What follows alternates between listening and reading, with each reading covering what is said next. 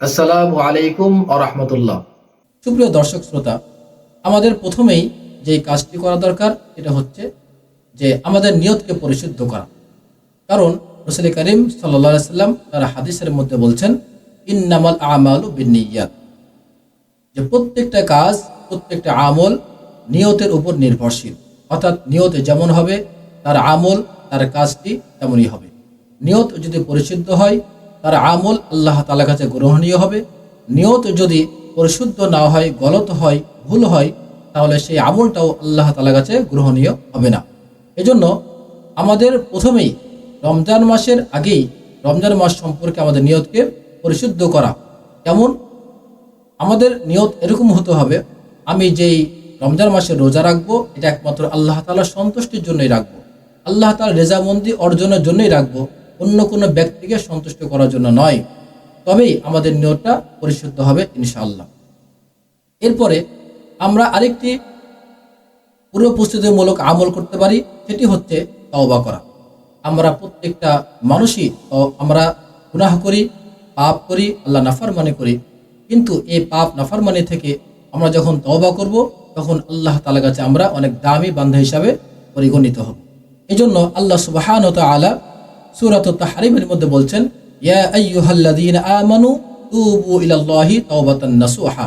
আল্লাহ তাআলা ঈমানদারদেরকে লক্ষ্য করে বলছেন, হে ঈমানদারেরা, তোমরা সুন্দরভাবে, পরিপূর্ণভাবে আল্লাহ তাআলার কাছে তোমরা তওবা করো। অর্থাৎ যত গুনাহ রয়েছে, পাপাচার রয়েছে, সেই পাপাচার থেকে তোমরা আল্লাহর কাছে তওবা এবং ইস্তিগফার করো।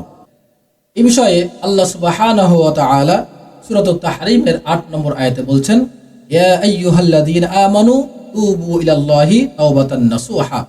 আল্লাহ তাআলা ঈমানদারদেরকে লক্ষ্য করে বলছেন, হে ঈমানদারেরা, তোমরা আল্লাহ তাআলার কাছে তওবা করো খালিসভাবে, পরিপূর্ণভাবে। তোমাদের যত গুনাহ রয়েছে, পাপাচার রয়েছে, তা থেকে আল্লাহর কাছে তোমরা তওবা এবং ইস্তিগফার করো। আসা রাব্বুকুম আইয়ুকাফিরিস সাইয়্যাতিকুম, আশা করা যায় আল্লাহ তাআলা তোমাদের সমস্ত গুনাহগুলিকে মাফ করে দিবেন। আর কি, ওয়ায়ুদখিলাকুম জান্নাতিন তাজরি মিন তাহতিহাল আনহার, আর আল্লাহ সুবহানাহু ওয়া তাআলা এর বদৌলতে তোমাদেরকে এমন এক জান্নাতে প্রবেশ করাবেন যার তলদেশ দিয়ে নহর প্রবাহিত রয়েছে। সুপ্রিয় দর্শক শ্রোতা, আল্লাহ তাআলা এই আয়াতের মাধ্যমে আমাদেরকে সমস্ত গুনাহ থেকে তওবা করার প্রতি উদ্বুদ্ধ করেছেন। রাসূল করিম সাল্লাল্লাহু আলাইহি সাল্লাম হাদিস শরীফের মধ্যে বলছেন, ইয়া আইয়ুহান নাসু তুবু ইলাল্লাহি ফাইন্নী আতুবু ফিল ইয়াউমি ইলাইহি মিআতা মাররা। রাসূল সাল্লাল্লাহু আলাইহি সাল্লাম বলছেন, হে মানুষ সকল, তোমরা আল্লাহ তাআলার কাছে তোমাদের গুনাহের ব্যাপারে তওবা করো, কেননা আমি আল্লাহ তাআলার কাছে প্রতিদিন প্রায় ১০০ বার তওবা করি। সুবহানাল্লাহ। এরপরে রাসূল করিম সাল্লাল্লাহু আলাইহি সাল্লাম আরেকটি হাদিসের মধ্যে বলছেন, আল্লাহি ইন্নী লা আস্তাগফিরুল্লাহ ওয়া আতুবু ইলাইহি ফিল ইয়াউমি আকসারা মিন ৭০ মাররা।